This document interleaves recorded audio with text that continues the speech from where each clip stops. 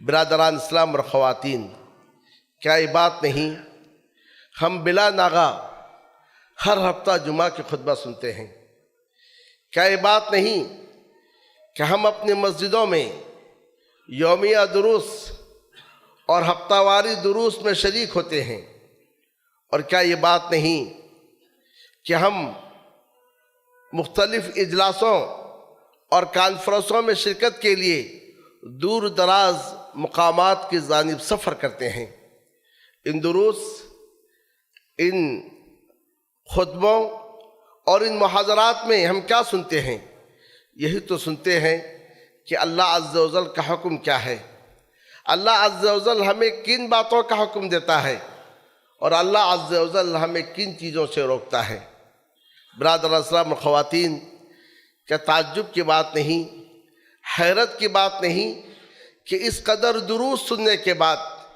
اس قدر اجلاسوں میں کانفرنسوں میں شرکت کے باوجود اور بلا ناغہ جمعہ کے خطبے میں حاضر ہونے کے باوجود ہمارے دل ہیں کہ ہمارے خالق کی جانب مائل نہیں ہو رہے ہیں، ہمارے جسم ہیں کہ عبادات کے جانب وہ چستی نہیں دکھا رہے ہیں، عبادات کا وہ حق ادا نہیں کر رہے ہیں جو حق کے عبادت کا ادا کرنا چاہیے تھا۔ بلکہ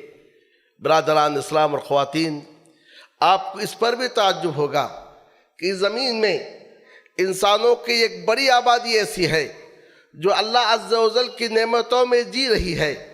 اللہ عز و جل کی نعمتوں میں پل رہی ہے، اللہ عز و جل کی زمین میں چل رہی ہے، لیکن اس کے باوجود اس کی سرکشی، اس کے تمرد اور اس کی طغیانی کا اندازہ لگائیے کہ کچھ تو ایسے ہیں جو الحاد اور زندیقیت کا شکار ہیں، کچھ تو ایسے ہیں جو کفر اور شرک کے اڈے قائم کیے ہوئے ہیں، اور کتنے ایسے افراد ہیں جو اللہ کی زمین میں چلتے ہوئے، اللہ عز و جل کی نعمتوں میں جیتے ہوئے کبھی اللہ عز و جل کا مذاق اڑاتے ہیں تو کبھی اس کے رسول کا مذاق اڑاتے ہیں، کبھی اس کی کتاب کی توہین کرتے ہیں، کبھی دین اسلام کے شاعر کا مذاق اڑاتے ہیں۔ سوال یہ ہے کہ آخر کیا وجہ ہے، آخر کیا وجہ ہے اللہ عز و جل سے دور ہونے کا؟ آخر کیا وجہ ہے کہ یہ انسان اپنے خالق سے دور ہوتا ہوا جا رہا ہے؟ آخر کیا وجہ ہے کہ ہمارے دل اپنے خالق کے جانب مائل نہیں ہو رہے ہیں؟ کیا یہ بات نہیں اگر کسی کے پاس، تھانے دار کے پاس سے کوئی حکم آ جائے تو اس کے کان کھڑے ہو جاتے ہیں، اگر کسی آفس سے کوئی لیٹر آ جائے تو ہم اس کے لیے ہمارے رونگٹے کھڑے ہو جاتے ہیں، اور اگر یہ چند برسوں کے لیے جنہیں ہم نے خود حاکم بنایا ہے ان کے جانب سے کوئی حکم سرزد ہو جائے ہم تعمیل کے لیے کھڑے ہو جاتے ہیں۔ دنیا کے ان عارضی بادشاہوں، دنیا کے ان عارضی حاکموں، دنیا کے ان عارضی افسروں کی بات ماننے کے لیے تو ہم تیار ہیں، لیکن وہ ذات جو آسمانوں اور زمین کا خالق ہے،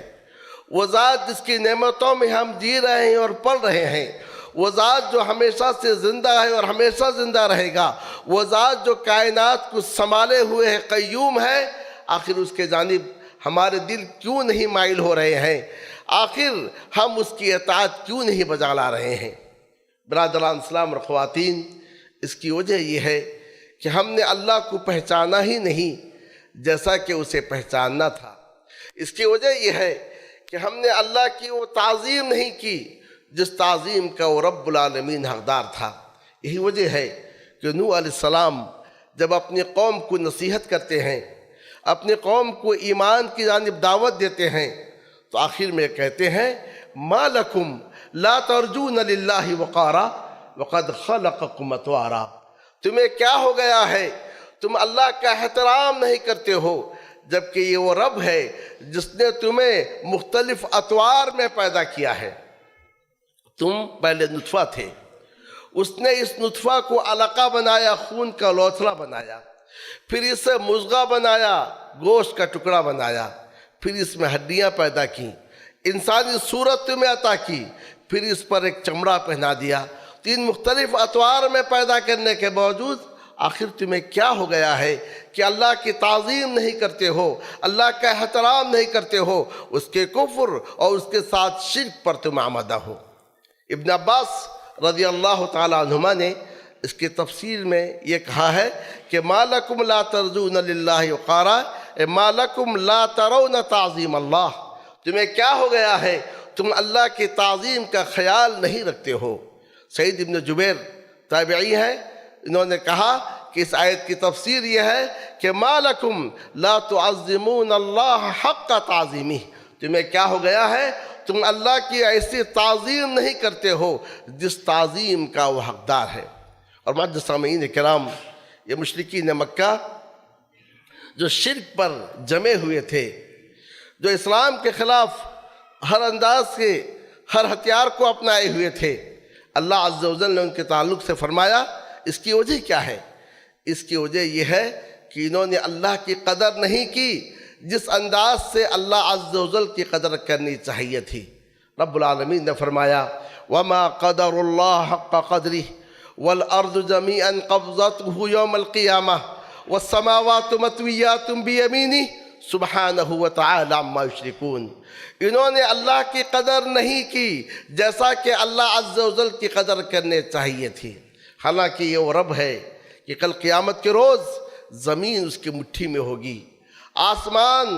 اس کے دائیں ہاتھ میں لپیٹے ہوئے ہوں گے، وہ پاک ہے اور بلند ہے ان تمام چیزوں سے جنہیں وہ اس کے ساتھ شریک ٹھہراتے ہیں۔ تو ان کی شرک کی وجہ یہ ہے، ان کے کفر کی وجہ یہ ہے، ایمان اور اسلام نہ لانے کی وجہ یہ ہے کہ وما قدر اللہ حق قدری، انہوں نے اللہ کی قدر نہیں کی، اللہ کی تعظیم نہیں کی، اللہ کی عظمت کو نہیں پہچانا جیسا کہ اللہ عز و جل کی عظمت کو پہچاننا تھا۔